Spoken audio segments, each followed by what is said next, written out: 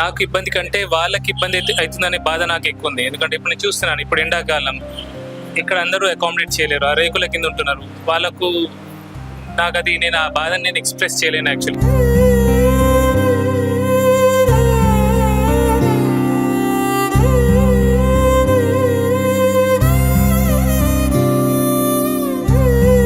ఎందుకంటే నాకు నా వాళ్ళు బయట తేడా లేదు.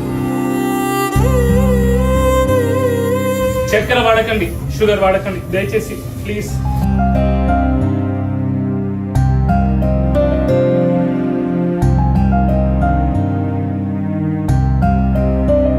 Hi everyone, welcome to Suman TV. దైవం మనుష్య రూపేణ అన్నట్టుగా కరీంనగర్కి చెందిన ఒక సామాజిక వైద్యుడు ప్రస్తుతం అయితే సోషల్ మీడియాలో వైరల్ అవుతున్నారు. సోషల్ మీడియాలో హెల్త్ అవేర్నెస్ వీడియోలు క్రియేట్ చేస్తూ ఎక్కువ మందులు వాడకుండా రోజువారీ జీవన శైలి మార్చుకుంటే చాలు ఆరోగ్యంగా ఉండొచ్చు అని చెప్తున్నారు. డాక్టర్ విక్రాంత్ సింగ్ ఠాకూర్ దగ్గర అయితే ఉన్నాము. ఒకసారి డాక్టర్తో మాట్లాడి చూద్దాం. సార్ నమస్తే. నమస్తే సార్ చెప్పండి, ప్రస్తుతం మీకు ప్రజెంట్ సోషల్ మీడియాలో ఈ హెల్త్ అవేర్నెస్ వీడియోలు క్రియేట్ చేయాలని ఎందుకు అనిపించింది, ఆలోచన ఎందుకు వచ్చింది అసలు? రకరకాల రోగాలతో పేషెంట్స్ బాధపడుతుంటారు, వస్తుంటారు. చాలా వరకు ఆ రోగాలు కూడా ప్రివెంటబుల్, అంటే వాటి నుంచి మనం తప్పించుకోవచ్చు. చిన్న చిన్న అలవాట్లు మార్చేసుకుంటే సరిపోతుంది. సో ఆ చిన్న చిన్న అలవాట్లు ఏమన్నా సరే మనం మార్చేసుకుంటే మనకు ఆ రోగాలు రాకుండా ఉంటాయి. కాబట్టి అట్లాంటి అవేర్నెస్ అనేది ప్రజల్లో రావాలనేది నా ఉద్దేశం. ఓకే సార్, అంటే ఈ రోజుల్లో చిన్న చిన్న ప్రాబ్లమ్స్ కూడా ఎక్కువ మందులు వాడుతున్నారు. మరి మీరు చెప్తున్నారు రోజువారీ జీవన శైలి డైట్ మార్చుకుంటే చాలు, ఎక్కువ మందులు వాడాల్సిన అవసరం అని చెప్తున్నారు. ఎంతవరకు నిజం? 100% అది నిజమండి. డైట్ చేస్తే మనకు చాలా వరకు రోగాలు మనం ప్రివెంట్ చేసుకోవచ్చు. ఇప్పుడు మనకు వచ్చే షుగర్, బీపీ, క్యాన్సర్ లాంటి రోగాలకు కూడా ముఖ్యంగా ఇన్సులిన్ రెసిస్టెన్స్ అనేది కారణం. సో ఇన్సులిన్ రెసిస్టెన్స్ని మనం తగ్గించగలిగితే, ఇన్సులిన్ సెన్సిటివిటీని పెంచుకోగలిగితే మనకు షుగర్, బీపీ అనే వాటి నుంచి చాలా వరకు మనం మందులు తగ్గుతాయి. మందులు లేకుండా కూడా కొందరు ఇంప్రూవ్ అవ్వడం నేను చూస్తాను. అంటే మీ దగ్గరకు వచ్చే పేషెంట్స్ ఇలా మందులు తక్కువగా వాడి రోజువారీ జీవనశైలి మార్చుకోవడం వల్ల హెల్త్ క్యూర్ అయిన వాళ్ళు చాలా మంది ఉన్నారు. వేల మంది ఉన్నారు. అలాంటే నాకు ఏ పేషెంట్ అయినా వీధి చివరి ఉన్న డాక్టర్కి పెద్ద తేడా ఏం లేదు. అందరు నా దగ్గర రావద్దు, కానీ ఉంటే చాలా మందిని చూసాను నేను. కానీ అది నా గొప్పదనం ఏం కాదు, it is basic science. So ఏ రోగానికి ఎట్లా dietary modifications, lifestyle modify చేస్తే ఎట్లా ఇంప్రూవ్ అవుతారో నేను పేషెంట్కి ఎక్స్ప్లెయిన్ చేస్తాను. అంటే ఒక వ్యక్తి ఆరోగ్యంగా ఉండాలంటే రోజువారీ జీవన శైలిలో ఒక 3 ముఖ్యమైన అలవాట్లు ఏం పాటించాలంటారు?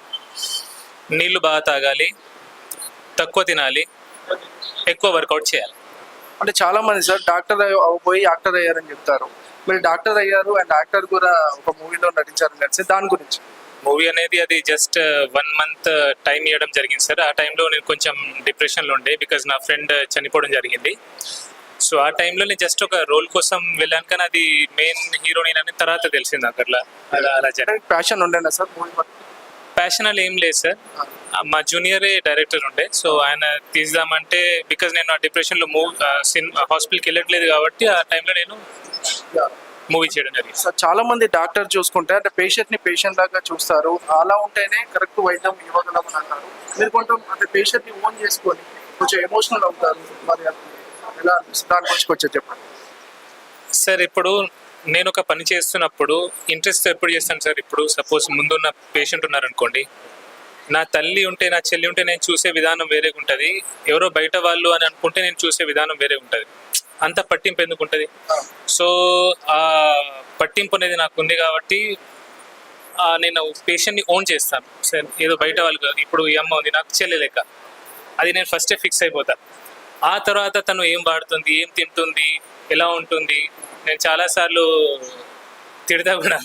బికాస్ మనం ఓన్ చేసినప్పుడు ఎలా చెప్తే పేషెంట్ వింటారో అట్లా చెప్పాలా. ఎందుకంటే మన పేషెంట్ చేతిలోనే ఉంటుంది వాళ్ళ రోగం మంచిగా ఉండడం, అన్హెల్దీగా ఉండడం అనేది. అంటే ఇప్పుడు మీరు తక్కువ మెడిసిన్స్ రాస్తూ ఎక్కువ జీవన శైలి డైట్ ప్లాన్ ఎక్కువ చెప్తున్నారు. మరి ఇతర డాక్టర్లు చూసుకుంటే అలా ఉండరు కదా ఈ రోజుల్లో. అంటే దీనివల్ల మీకు ఏమైనా ప్రతికూల బయట నుంచి ఏమన్నా ఇబ్బందిగా లేదా? తక్కువ మెడిసిన్స్ కాదు, నేను అవసరం ఉన్న మెడిసిన్సే ఇస్తా, అవసరం లేని మెడిసిన్స్ తీసేస్తా.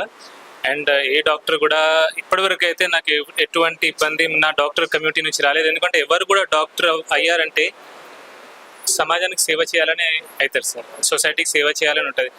ఎవరో 100,000 ఒకరు ఇద్దరు కొంచెం అడిట్ అవ్వడం వల్ల మొత్తం డాక్టర్ సమాజాన్ని మనం దూషించడం, లేదంటే ఒక కీచకుల్లా చూడడం అది చాలా తప్పు. సో అది సోషల్ మీడియాలో ఇంత వైరల్ అయ్యారు అంటే మీరు చేసే అవేర్నెస్ కంటెంట్ కూడా చాలా వైరల్ అయ్యి ఇంతమంది జనాలు వస్తున్నారు కదా, మీకు కొంత ఇబ్బంది కలగట్లేదు? నాకు ఇబ్బంది కంటే వాళ్ళకి ఇబ్బంది అయితే అవుతుందనే బాధ నాకు ఎక్కువ ఉంది. ఎందుకంటే ఇప్పుడు నేను చూస్తున్నాను, ఇప్పుడు ఎండాకాలం ఇక్కడ అందరూ అకామిడేట్ చేయలేరు, ఆ రేకుల కింద ఉంటున్నారు. వాళ్ళకు నేను ఆ బాధని నేను ఎక్స్ప్రెస్ చేయలేను యాక్చువల్లీ. నా వాష్రూమ్స్ కూడా, ఎందుకంటే మేము ఇంత పెద్ద క్రౌడ్కి రెడీ లేము యాక్చువల్లీ. మేము వస్తూ చూస్తూ ఉంటే చాలా మంది కూడా నైట్ 1 నుంచి కూడా వెయిట్ చేస్తూ ఉన్నారట. మరి అట్లాంటి పేషెంట్స్కి మరి మన సుమన్ టీవీ ప్రేక్షకులకి మీ దగ్గరకు రావాలనుకున్న వాళ్ళకి ఏం చెప్పాలని? ఒక 15 days వరకు రాకండి అంతే. బికాస్ ఎందుకంటే మీరు ఇబ్బంది ఎందుకంటే ఎమర్జెన్సీ ఉంటే రావడం వేరు, కానీ జస్ట్ ఎందుకంటే నేను ఎక్కడ వెళ్ళేది లేదు, కరీంనగర్లో ఇక్కడే హాస్పిటల్లో పనిచేస్తాను కాబట్టి 15 days వెయిట్ చేస్తే నేను ప్రాపర్గా ఆన్లైన్ సిస్టమ్ పెడతాను. ఆ తర్వాత ప్రాపర్ ఆన్లైన్లో బుక్ చేసుకుని వస్తే అంటే ఎవరికి ఇబ్బంది ఉండదు. అది నా